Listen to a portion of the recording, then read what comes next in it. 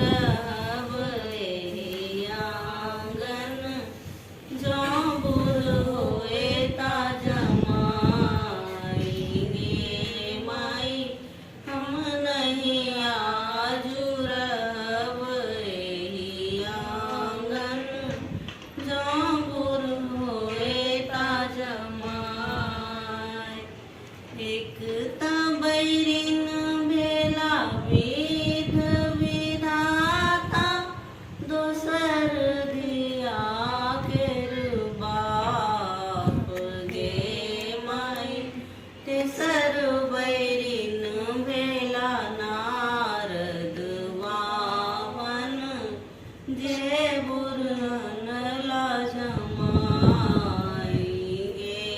माई,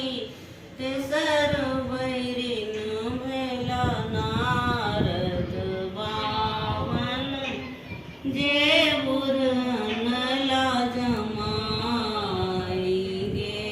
माई, हम नहीं आजू रहब एहि आंगन, जौ बुढ़ होए ता जमाई। पहिलुक तोरब आजन बाजन, दोसर तोरब मुंड माल गे माई, बरद बांधी बरियात बैलाएब,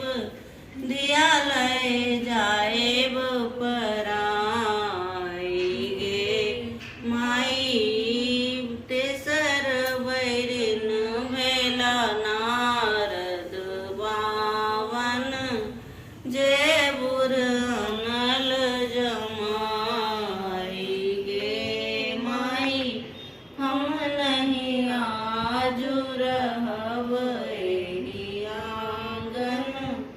जौ बुढ़ होए ता जमाई। अरिपन में तब पुरहर फोरब, चहुमुख दीप दे